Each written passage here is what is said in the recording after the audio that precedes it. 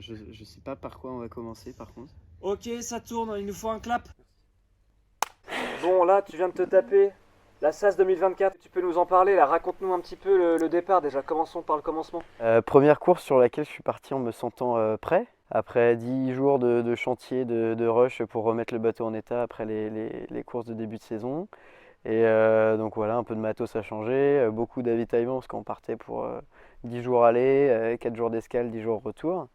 Et non, ça va, on est parti confiant après avoir vu les partenaires dans la semaine, fait un beau prologue, la famille et les copains qui viennent sur le ponton pour le départ. Eh ouais! Forcément ça booste et on est parti avec le Marsouin Chafouin 982 April Marine à fond pour aller aux Açores. On y est?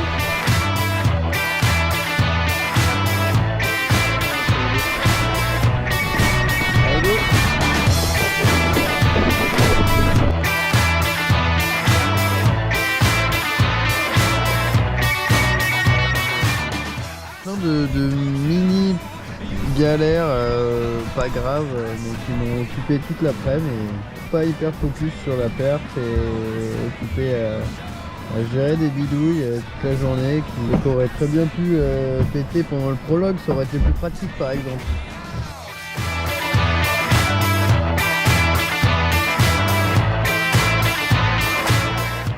Pas mal de bidouilles encore, que tout se répare coup après coup alors c'est que ça va, c'est que on a les choses en main. Allez, sieste. Là a priori il y a du vent. Tout ça pour traîner à 4-2. Que du kiff. Que du kiff. Après des conditions de départ qui sont hyper légères et hyper confortables, au final le front il nous a reconcentré quoi, remobilisé en mode on est parti. Là on a fait 200 000, il en reste 1000. On fait attention quoi, la course est lente. On doit avoir des claques à 40 nœuds et là j'ai mon petit Piotrek qui vient de déclencher sa balise et il a des merdes de safran, il doit pas être loin, on sait pas trop où ni comment l'aider.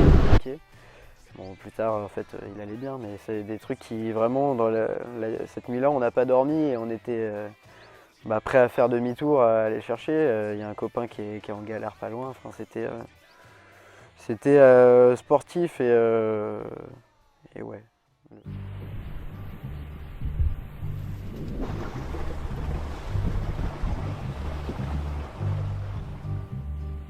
Sitting in the morning sun.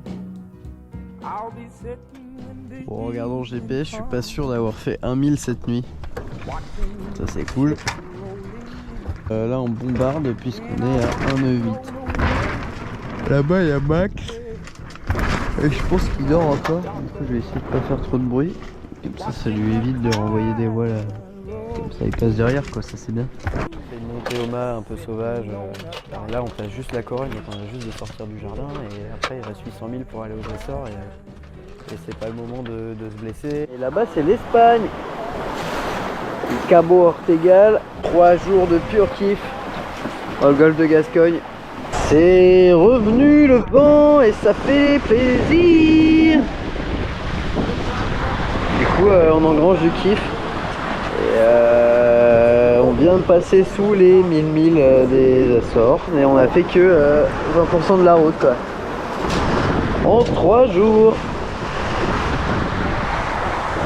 C'est grand la mer. On est là, on va contourner les têtes de mort qui sont un DST, là c'est vachement précis.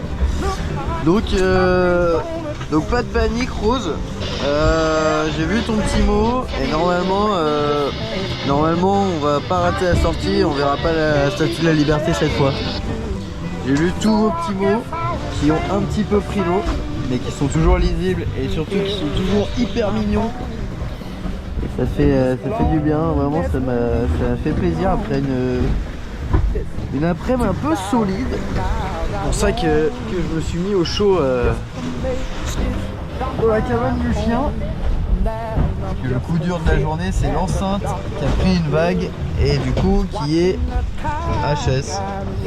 On va surveiller ce bazar là, parce qu'on approche du DST et il y a un peu de monde dans le board.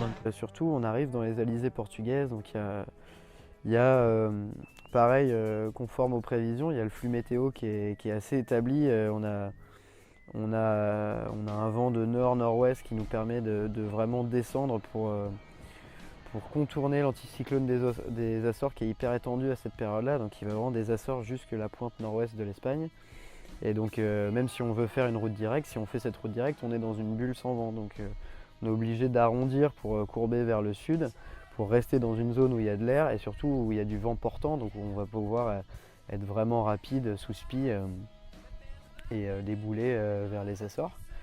Et là c'est des super moments parce qu'en fait on a ça sur aucune course.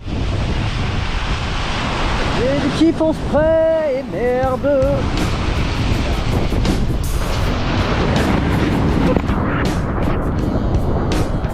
C'est un petit départ au tas des familles. En vous remerciant. La moindre vague, tu la sens partir et puis tu sens que ça commence à accélérer. Au début, c'est sympa. Après, ça va trop vite. On commence à s'accrocher, bras dans le balcon, le pied sous le rail d'écoute. Se dire, bon, là, quand on va planter dans la vague de devant, ça va faire mal. Effectivement, on vole. Tout vole, mais en fait, c'est trop marrant. C'est une méga sensation, quoi. Le spectacle commence. C'est l'heure de la vacation tous les jours à 15h TU.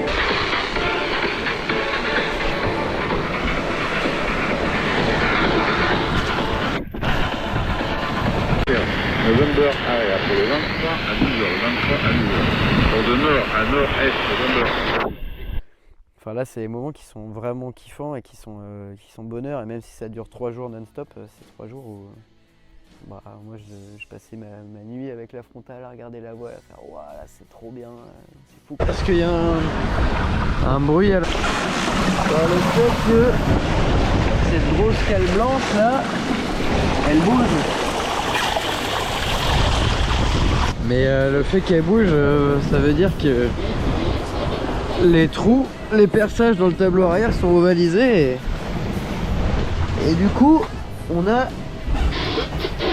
de l'eau qui rentre dans le bateau. Et ça c'est cool.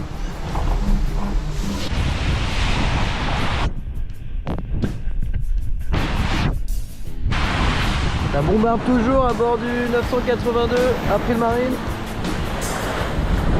On est reparti un peu de spi, que j'ai réussi à resserrer un tout petit peu la cale de safran là qui faisait des siennes hier soir. Donc bon, on verra ce que ça vaut, mais en attendant voilà, je me fais quelques heures de spi histoire de glisser et voir si ça prend beaucoup de flotte ou pas.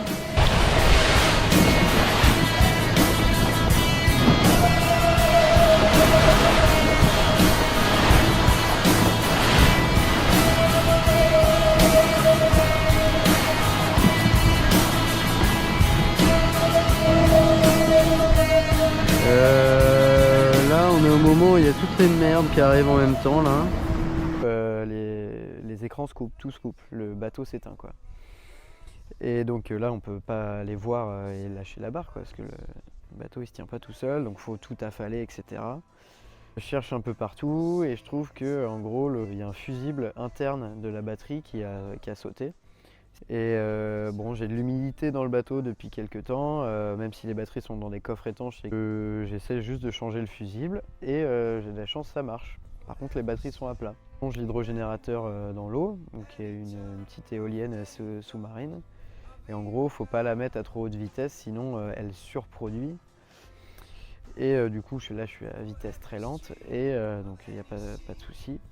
Je le garde et en fait le vent revient un petit peu, je suis à 6 nœuds à peu près. Et d'un coup, il y a quand même encore une mer formée, donc le bateau se fait emporter par une vague, part dans un surf assez rapide.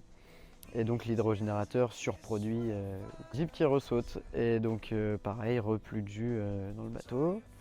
Et là je vais rechanger le fusible, j'en avais plein de rechanges. Et Et là ça remarche plus, là le bateau redémarre pas. Et du coup, en gros je chinte tout le circuit électrique du bateau, donc on se sert plus des batteries, on se sert plus des écrans à l'intérieur. Et juste je prends le pilote de spare que je branche directement au régulateur du panneau solaire, donc ça fait panneau pilote, donc la nuit il n'y a pas d'électricité, par contre le jour, s'il y a suffisamment de luminosité à travers les nuages, je peux lâcher la barre et je peux dormir, donc c'est un système qui est viable jusque l'arrivée, quoi. Ça y est, il y a du vent dans le bon sens. On va 8-9 nœuds droit vers le but, il reste 340 000.